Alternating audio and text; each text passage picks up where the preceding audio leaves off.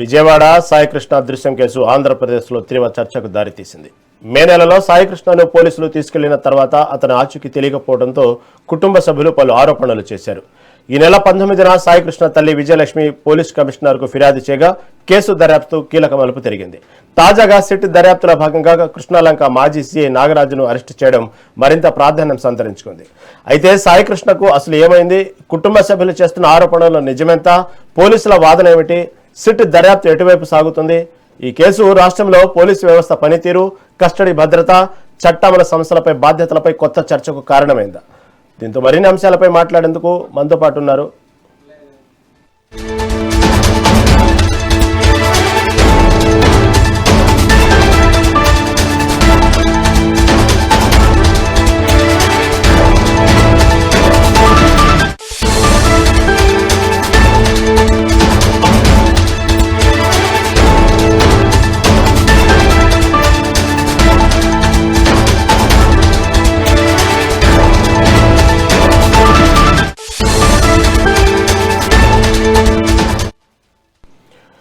విజయవాడ సాయికృష్ణ అదృశ్యం కేసు ఆంధ్రప్రదేశ్లో తీవ్ర చర్చకు దారితీసింది.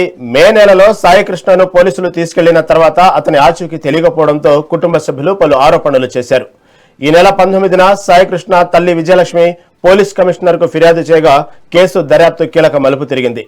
తాజాగా సిట్ దర్యాప్తులో భాగంగా కృష్ణాలంక మాజీ సీఐ నాగరాజును అరెస్టు చేయడం మరింత ప్రాధాన్యం సంతరించుకుంది.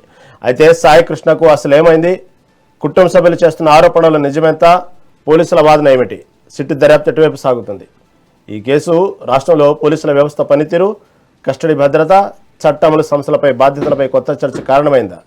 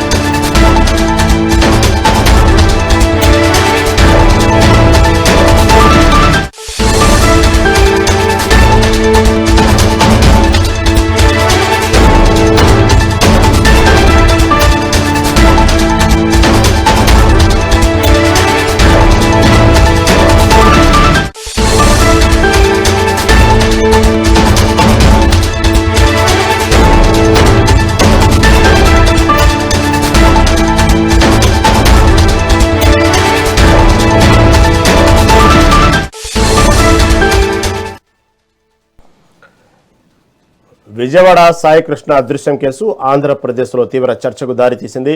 మే నెలలో సాయికృష్ణను పోలీసులు తీసుకెళ్లిన తర్వాత అతని ఆచూకీ తెలియకపోవడంతో కుటుంబ సభ్యులు పలు ఆరోపణలు చేశారు. ఈ నెల 19న సాయికృష్ణ తల్లి విజయలక్ష్మి పోలీస్ కమిషనర్కు ఫిర్యాదు చేయగా కేసు దర్యాప్తు కీలక మలుపు తిరిగింది. తాజాగా సిట్ దర్యాప్తులో భాగంగా కృష్ణాలంక మాజీ సీఐ నాగరాజును అరెస్ట్ చేయడం మరింత ప్రాధాన్యం సంతరించుకుంది.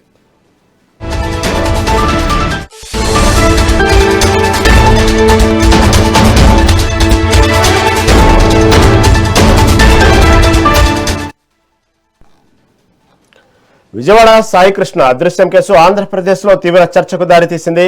మే నెలలో సాయికృష్ణను పోలీసులు తీసుకెళ్లిన తర్వాత అతని ఆచూకీ తెలియకపోవడంతో కుటుంబ సభ్యులు పలు ఆరోపణలు చేశారు. ఈ నెల 19న సాయికృష్ణ తల్లి విజయలక్ష్మి పోలీస్ కమిషనర్కు ఫిర్యాదు చేయగా కేసు దర్యాప్తు కీలక మలుపు తిరిగింది. తాజాగా సిట్ దర్యాప్తులో భాగంగా కృష్ణాలంక మాజీ సీఐ నాగరాజును అరెస్ట్ చేయడం మరింత ప్రాధాన్యం సంతరించుకుంది. దీని గురించి మరింత సమాచారం ఏపీ ఇన్పుట్ ఎడిటర్ నరేంద్ర అందిస్తారు. నరేంద్ర, చెప్పండి, సాయికృష్ణ కేసు ఏదైతే ఉందో ఈ కేసు రోజుకు ఒక మలుపు తిరుగుతూ ఉంది. కాకపోతే మొన్నటికి మొన్న ప్రభుత్వం ఏదైతే ఉందో నాగరాజుని సస్పెండ్ చేసిన తర్వాత ఈరోజు సిట్ మళ్ళీ దానికి సంబంధించిన దర్యాప్తు కొనసాగిస్తూ ఈరోజు నాగరాజుని అరెస్ట్ చేయడం ఇప్పుడు కేసు సంబంధించిన తీవ్ర చర్చకు దారితీసింది. అరెస్ట్ చేసే వరకు ఎందుకు వెళ్ళింది, అరెస్ట్ చేసేటప్పటికి ఇప్పుడు పలు అనుమానాలు దారితీస్తూ ఉన్నాయి. సాయికృష్ణకి ఏమైందో అనే విషయంలో దీని గురించి తాజా అప్డేట్ ఏంటి? ఏదైతే విజయవాడ కృష్ణలంకకు చెందినటువంటి సాయికృష్ణ మిక్సింగ్ కేసులో రోజుకు మలుపు తిరుగుతూ ఉంది. దీని మీద ఆంధ్రప్రదేశ్ లో పెద్ద ఎత్తున చర్చ జరుగుతూ ఉంది. సాయికృష్ణను కృష్ణలంక పోలీసులు మార్కాపురం అదుపులోకి తీసుకొని అతన్ని విజయవాడ తీసుకువచ్చి చిత్రహింసలకు గురి చేసి అతని శవాన్ని ఏదైతే కృష్ణలంక సంబంధించినటువంటి శ్మశానంలో దహనం చేసి బూడిగోడ కృష్ణా నదిలో కలిపేశారు, సాక్ష్యాలు లేకుండా చేశారంటూ కూడా వాళ్ళ కుటుంబ సభ్యులు తీవ్రమైనటువంటి ఆరోపణలు కృష్ణలంక పోలీసుల మీద చేశారు. ఇందులో సిఐగా ఉన్నటువంటి నాగరాజే ఇదంతా దగ్గరుండి నడిపించాడు.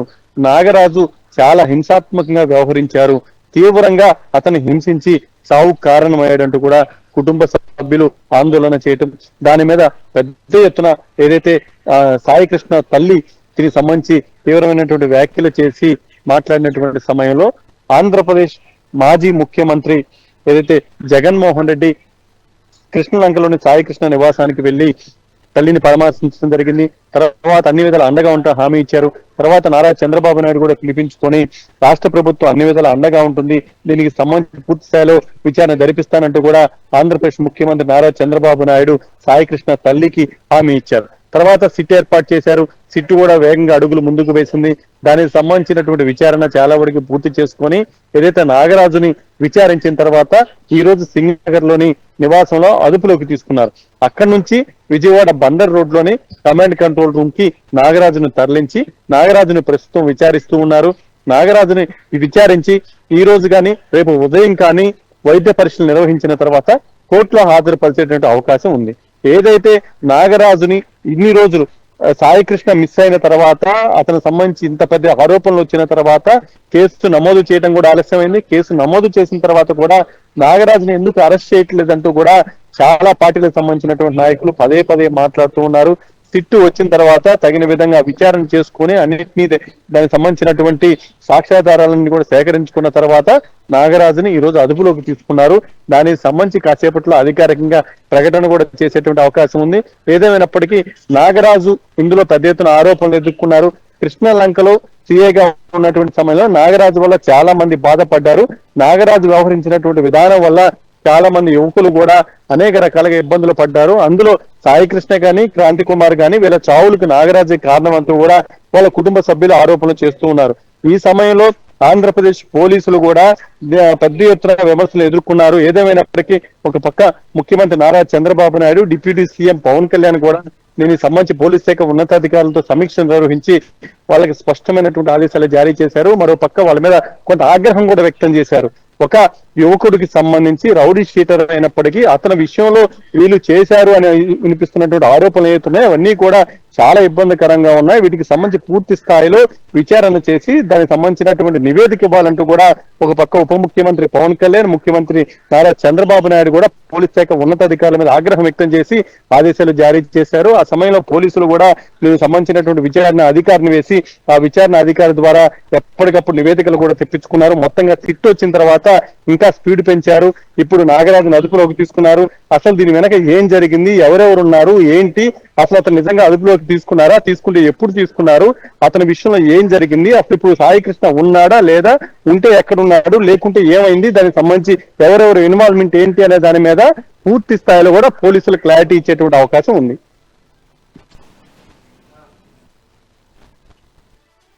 Right Narendra, right, thank you for update.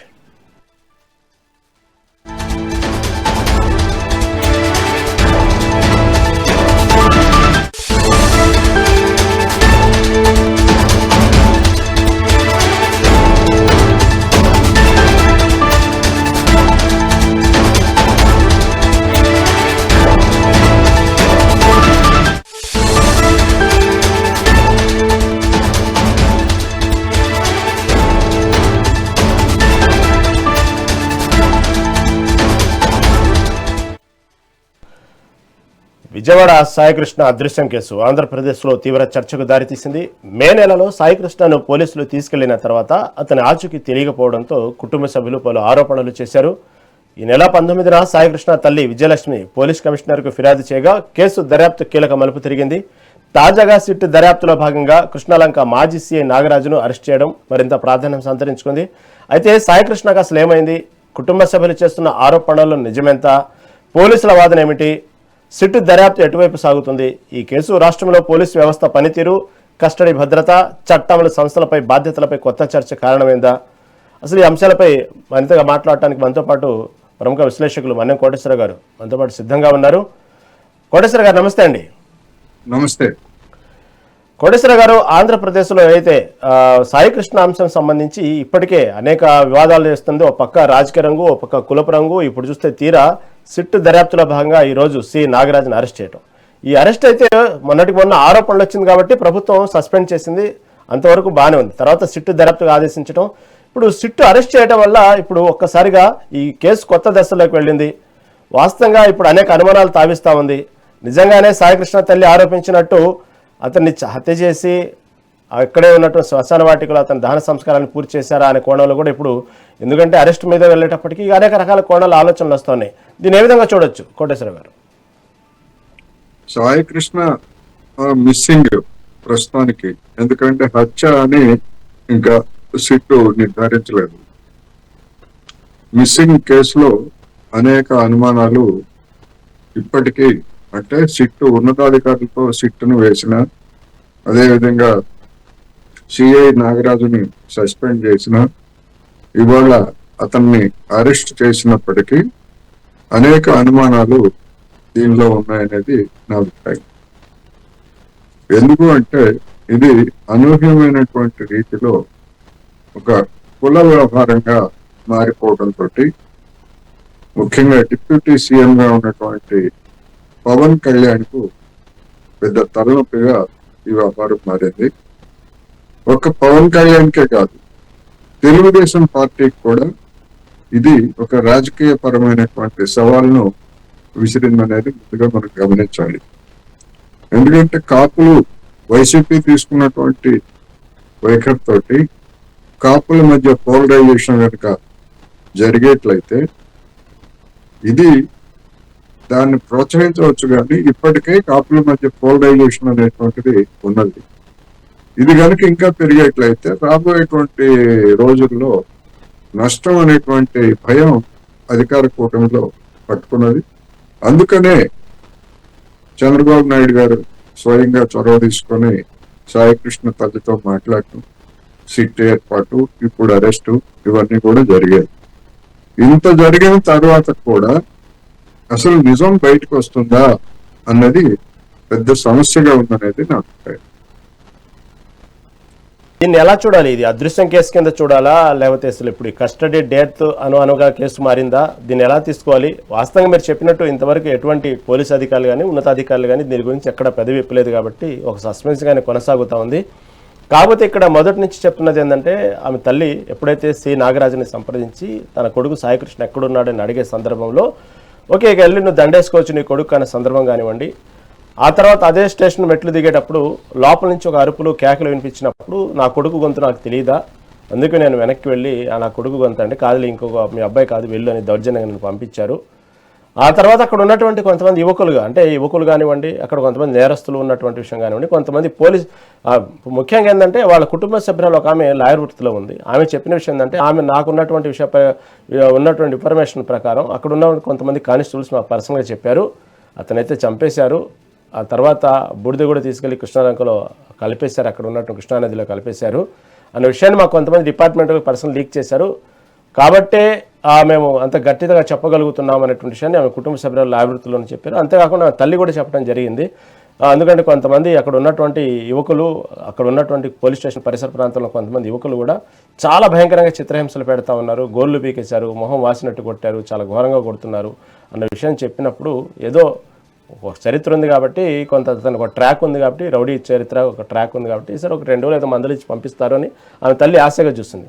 కాబట్టి ఇప్పుడు ఎన్ని అనుమానాలు చూస్తుంటే ఇది లాకప్ డెత్ కిందకి అనుమానాలుగా మారుతూ ఉంది. అలా ఆ విధంగా ఏం చెప్పొచ్చు అంటారు? మీరు చెప్పినట్టుగా స్టేషన్ లో ఉన్నటువంటి కొంతమంది కానిస్టేబుల్స్ కావచ్చు, లేకపోతే సాయికృష్ణతో పాటు చెరువులో ఉన్నటువంటి కొంతమంది నిందితులు చెప్పినటువంటి అంశాలు కావచ్చు, ఇవన్నీ కూడా వీటన్నిటికీ సాక్ష్యాలుగా ఇవి ఏ విధంగా నిలుస్తాయి అనేటువంటిది ఒక పెద్ద ప్రశ్న. వాటి ఆధారంగానే బహుశా సాయికృష్ణ తల్లిదండ్రులు కావచ్చు, లేదా బంధువులు కావచ్చు, సిఐ నాగరాజు చంపేశాడు అనేటువంటి అభిప్రాయానికి వచ్చినట్టుగా కనిపిస్తాం. దానికి తోడు దానికి తోడు పరిహారంగా 50 లక్షల రూపాయలని, 1 కోటి రూపాయలు ఇస్తామని మధ్యవర్తుల ద్వారా బేరం పెట్టారు అనేటువంటిది కూడా సోషల్ మీడియాలో వచ్చినటువంటి ప్రచారం. అందుకనే బహుశా అటువంటి ప్రచారము లేదా ఆ విధమైనటువంటి ప్రాథమిక సమాచారం ఏమన్నా ప్రభుత్వం దగ్గర ఉన్నదా, ఉంటేనే ఈ పరిణామాలు జరుగుతున్నట్టుగా కనిపిస్తా ఉంది. అయితే అంతిమంగా ఒకవేళ నిజంగానే సిఐ నాగరాజు ఒక సిఐ ఒక్కడే ఆ విధంగా చంపటం ఆ విధమైనటువంటి సాధ్యం కాదు, మరి కొంతమంది కానిస్టేబుల్స్ కూడా అందులో పాత్ర వహించుంటారు అనేది కూడా గట్టిగా చెప్తున్నటువంటి అంశం. అది గనక జరిగేట్లయితే, ఇది గనక నిర్ధారణ గనక అయ్యేట్లయితే, ప్రభుత్వానికి నిర్ధారణ అయినా కానీ చిత్తశుద్ధితోటి విచారణ జరిపింది అని అనుకున్నప్పటికీ ఒక మచ్చలాగా రాబోయే రోజుల్లో మారిపోయేటువంటి అవకాశం ఉంది. అందుకని ఈ మిస్సింగ్ కేసుని ఇంకా మిస్సింగ్ అని ఆచూకీ దొరకలేదు అనేటువంటి పేరుతో ఉన్న సాగదీస్తారా? చూడండి, మేము సిఐని కూడా అనుమానంతో నాగరాజుని అరెస్ట్ చేశాము, అయినా ఇంకా సాయికృష్ణ జాడ దొరకలేదు అని మిస్సింగ్ గానే గనక చెప్పదలుచుకుంటే ప్రభుత్వం, ఒకవేళ చెబుతుందా లేదా అనేది నేను చెప్పలేను, కానీ there are possibilities are there. ఎందుకంటే ఇప్పుడు ఇది మొత్తం మీద ఏంటంటే ప్రభుత్వానికి ఒక ప్రతిష్టకే సవాలుగా మారినటువంటి నేపథ్యంలో ఏ అనూహ్యమైనటువంటి మలుపులు తీసుకున్నా కానీ మనం ఏం చెప్పలేము. అందుకని సిన్సియర్ గా ఉంటే ఈ దోషులుగా ఉన్నటువంటి వాళ్ళ మీద తగినటువంటి సాక్ష్యాధారాలు ఈ సిట్ కనుక సంపాదిస్తే మంచిదే. అలా కాకుండా మొత్తం పోలీసు వ్యవస్థకి ప్రభుత్వానికి చెడ్డ పేరు వస్తుంది అనేటువంటి భావంతో ఇంకా మిస్సింగ్ కేసుగానే కొనసాగించేట్లయితే అది కూడా సమస్యని సృష్టించేటువంటి అవకాశం ఉంది. అందుకని ఏం జరుగుతుంది ఏమిటనేటువంటిది మనం ఈ దశలో అయితే చెప్పలేము. ఇప్పటికీ జనాలకు ఉండేటువంటి అనుమానాలు ఉన్నాయనేది మాత్రం వాస్తవం. మీరు చెప్పినట్టుగానే వాస్తవంగా మధ్యలో కొంత మధ్యవర్తిత్వం చేయడం కూడా జరిగింది కాబట్టి ఇంకా బలమైనటువంటి అనుమానం కలుగుతా ఉంది. ఎందుకంటే ఒక పక్క మీరు చెప్పినట్టుగానే సాయికృష్ణ ఏదైతే సామాజిక వర్గం ఉన్నారో అదే సామాజిక వర్గం సిఐ నాగరాజు, దాంతోపాటు మధ్యవర్తిత్వం వెళ్ళినటువంటి కూటమి ప్రభుత్వంలో ఉన్నటువంటి ఒక పార్టీ నాయకుడు కూడా వెళ్ళి వాళ్ళతో మధ్యవర్తిత్వం చేయడానికి ప్రయత్నం చేశాడు, దానికి ఆఫర్ కూడా ఇచ్చారు. ఇవన్నీ కూడా ఇక్కడ కూడా బయటికి ఒక నేరస్తుడికి కులం ఆపాదించడం ఎంతవరకు కరెక్ట్ అనేది చెప్తూనే ఇక్కడంతా కూడా కులం చుట్టూనే కుల ప్రాతిపదికనే కులం పెద్దలతోనే పంచాయతీ చేయాలని కూడా చూశారన్నటువంటి ఇంకో చర్చ కూడా నడుస్తుంది. ఈ తరుణంలో వాస్తవంగా మీరు చెప్పినట్టు ప్రభుత్వానికి చెడ్డ పేరు రాకుండా మసిపూసి మారడి చేద్దామని చూసినప్పటికి కూడా ఈరోజు సిట్టు అరెస్టుతో ఇంకొక అనుమానం ఏంటంటే ఇంత బలంగా సిట్ కూడా అరెస్ట్ చేసిందంటే ఏదో బలమైన కారణం ఉండబట్టే, బలమైన సాక్షులు ఉండబట్టే తప్పలేదు అరెస్ట్ చేశారు కాబట్టి ప్రభుత్వం మసిపూసి మారడి చేసే అవకాశం కూడా లేకపోయింది అనేటువంటి ఇంకొక యాంగిల్ కూడా మాట్లాడుతూ ఉన్నారు కూడా సార్. అందుకనే ఇప్పుడు ఎవరికి తోచిన భాష వాళ్ళు చెప్పొచ్చు, దాన్ని ఏం కాదంటలేదు. కానీ ఇప్పుడు నేను చెప్పినా లేదా మరొకరు చెప్పినా కొన్ని అనుమానాలు వ్యక్తం చేయడం, కొన్ని అభిప్రాయాలు వ్యక్తం చేయడం తప్ప నిర్ధారణగా అదే అని ఎవరు చెప్పలేరు. ఎందుకంటే సిఐ నాగరాజు పాత్ర లేకపోతే అతని ప్రమేయం లేకపోతే కొంతమంది మహిళలు మరి ఆయన ఇంటి దగ్గరకు వెళ్ళి సిఐ చాలా మంచివాడు, ఆయన కారణంగానే కృష్ణలంకలో మహిళలు పిల్లలు అంతా కూడా ప్రశాంతంగా బతుకుతున్నారు, ఆయన అరెస్ట్ చేయడానికి వీల్లేదు అని చెప్పేసి ముందుగానే వెళ్ళి అక్కడ ప్రదర్శనలు చేశారంటే ఎవరు వాళ్ళంతటి వాళ్ళు మహిళలందరూ కూడా అటువంటి స్థితి ఇవాళ దేశంలో కానీ లేదా ఆంధ్రప్రదేశ్ లో కానీ విజయవాడలో కానీ ఉన్నదా? లేకపోతే వాళ్ళని ఎవరినైనా ఆర్గనైజ్ చేసి ఆ విధంగా ప్రభుత్వం మీద ఒత్తిడి తీసుకొచ్చేందుకు ఎవరైనా ప్రయత్నించారు? ఇలాంటివి కూడా అనేక అనుమానాలు ఉన్నాయి. ఎందుకంటే పోలీసు అతను కొన్ని విషయాల్లో మంచిగానే ప్రవర్తించి ఉండొచ్చు. మంచిగా ప్రవర్తించడం అంటే వేరే ఉంది, విధి నిర్వహణ సక్రమంగా చేస్తే మంచిగానే ఉంటది, అలా కాకుండా వదిలేస్తే అది వేరే ఉంటుంది. ఏమైనప్పటికీ అతను విధి నిర్వహణ సక్రమంగా చేశాడా అక్రమంగా చేశాడా? అతను ఇంతకు ముందు ఉన్నటువంటి ఒక కేసు కూడా క్రాంతి కుమార్ అనే అతన్ని కూడా చిత్రహింసలు పెట్టాడని, దాంతో అతను సూసైడ్ చేసుకున్నాడు అనేటువంటి విషయాలు కూడా తర్వాత వెలుగులోకి వచ్చాయి. అందుకని ఇది నిజానికి ఈ కేసు ఇలాంటి లాకప్ డెత్ కేసులు గతంలో కూడా ప్రతి రాష్ట్రంలో ప్రతి చోట్ల జరిగాయి, కానీ ఈ విధమైనటువంటి టర్న్ తీసుకుంటుంది అనేటువంటిది ఎవరు ఊహించలేదు. మీడియా కానీ, లేదా అధికారంలో ఉన్నటువంటి వాళ్ళు కానీ, లేదా సమాజం కానీ అనేది మాత్రం చెప్పదు. గారు, ఇక్కడ ఏదైతే నేరస్తుడికి కుల ప్రస్తావన తేవటం పట్ల, నేరం పట్ల పబ్లిక్ లో ఉన్నటువంటి ఏదైతే దానికి సంబంధించినటువంటి ఆ తీవ్రత అనేది కొంతవరకు తగ్గేటువంటి అవకాశం ఉంది. దీని కుల ప్రస్తావన తేవద్దని చెప్తూనే, సరే దానికి సంబంధించినటువంటి కుల ప్రస్తావన, దానికి సంబంధించిన డిప్యూటీ సీఎం మాట్లాడారు, దానికి విమర్శలు పక్కన పెడితే, ఇది ఏదైతే సిఐ నాగరాజ్కి సపోర్ట్గా కొంతమంది పబ్లిక్ వచ్చి అతని యొక్క ఇంటి ముందు నుంచి అరెస్ట్ చేస్తే మేము ఊరుకోమంటూ కొంత ఫ్లక్కార్డులు ప్రదర్శించడం, సిఐ నాగరాజ్ చాలా మంచోడు అంటాం, సిఐ నాగరాజ్ వచ్చిన తర్వాతనే ఈ ఏదైతే కొన్ని సంబంధించిన సెక్షన్ ఆఫ్ రౌడీజాలు గుండాయిజాలు తగ్గినాయి అంటాం, ఆయనకు వెనకేసుకురావటం, దీన్ని ఎలా చూడాలి? ఇది కూడా ఒక రకంగా గేమేనా, లేకపోతే నిజంగానే పబ్లిక్లో అతనుకున్న ఇమేజ్ అనుకోవాలా, దీన్ని లేదా డైవర్ట్ చేసేటువంటి కేసు తీరి అనుకోవాలా, ఎలా అనుకోవాలి దీన్ని? ఇప్పుడు దేశంలో వివిధ సంఘటనలు జరిగాయి. గుజరాత్ లో ఒక మహిళ మీద జరిగినటువంటి అత్యాచారం కేసులో కోర్టులు నిర్ధారించి యావజ్జీవ శిక్ష వేస్తే, ఆ యావజ్జీవ శిక్ష పడినటువంటి వాళ్ళని గుజరాత్ ప్రభుత్వము తప్పుడు కారణాలు చూపించి విడుదల చేసింది. ఏమిటి ఆ ప్రభుత్వం చెప్పిందంటే, వీళ్ళు బ్రాహ్మణులు మారిపోయారు శిక్ష పడిన తర్వాత అని చెప్పేసి అక్కడ వాళ్ళందరినీ బయటకు పిలవటం, అధికార బీజేపీ పార్టీ వాళ్ళు దండలు వేసి ఊరేగింపులు చేయడం, ఇట్లాంటివన్నీ కూడా చేశారు.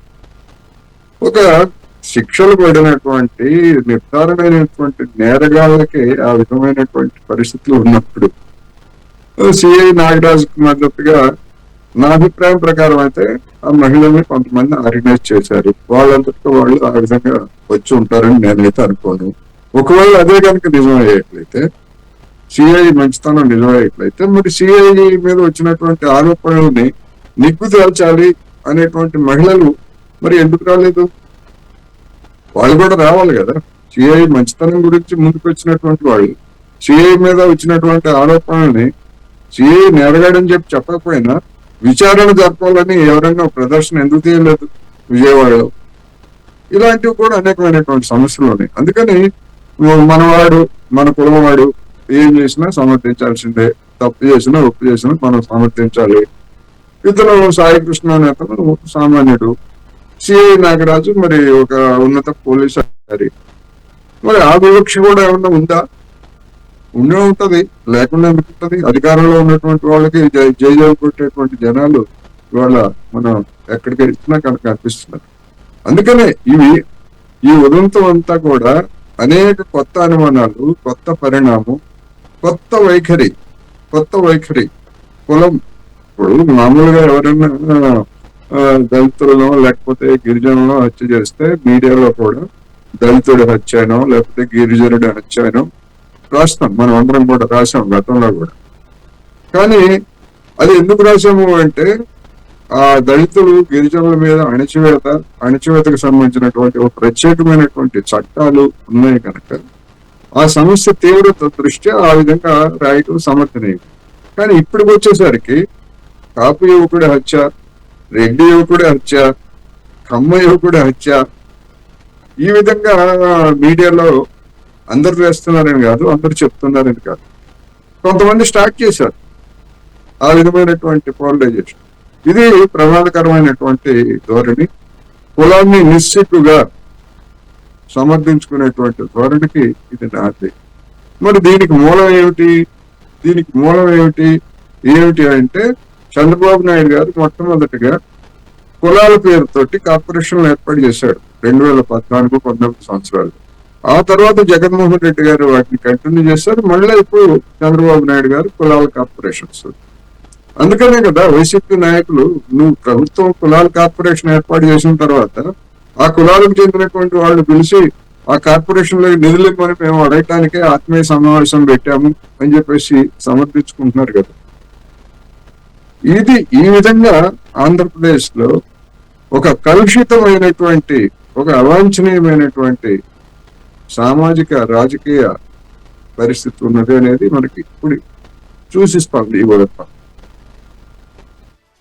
ఏదైతే సరే ఈ కేసు దాదాపు వాస్తవం మిస్సింగో లేకపోతే దానికి సంబంధించిన లాకప్ డేట్ జరిగిందో ఇవన్నీ ఒక ఎత్తైతే, ఒకవేళ ఊహించిందే ఏదైతే సాయికృష్ణ తల్లి ఊహించిందే, లేకపోతే వైసీపీ వాళ్ళు ఏదైతే ఆపాదిస్తున్నారో, లేకపోతే వైసీపీ వాళ్ళు ఏదైతే అనుమానిస్తున్నారో దానికి సంబంధించినటువంటి అతన్ని చంపేసి అతని బూడిదని కృష్ణానదిలో కలిపేసిన విషయాలు కనుక ఈ సిట్టు దర్యాప్తులో తెలియ నిజంగానే నాగరాజు చంపినటువంటి విషయం కనుక రుజువైతే ఇప్పుడు రాష్ట్రంలో వైసీపీ గొంతు ఇంకా పెరగడానికి అవకాశం ఉంది కదా, దాంతోపాటు ప్రభుత్వం కూడా ఎలా సమర్థించుకునేటువంటి అవకాశం ఉంది, దీన్ని ఎలా చూడొచ్చు? ఒకవేళ జస్ట్ ఊహాజనితం ఊహాజనితంగా అట్లా చూసుకున్నా గానీ నేను అందుకనే 2 సినారియోస్ చెప్పాను. నేను ఇది హత్యను నిర్ధారించినా గానీ మా కారణంగానే, మేము గట్టిగా దెబ్బలాడిన కారణంగానే ఇది బయటకు వచ్చింది, ప్రభుత్వం సిట్టు వేయాల్సి వచ్చింది, నిజాన్ని వెలికి తీయాల్సి వచ్చిందని చెప్పుకోవడానికి వైసీపీకి అవకాశం ఉంటుంది.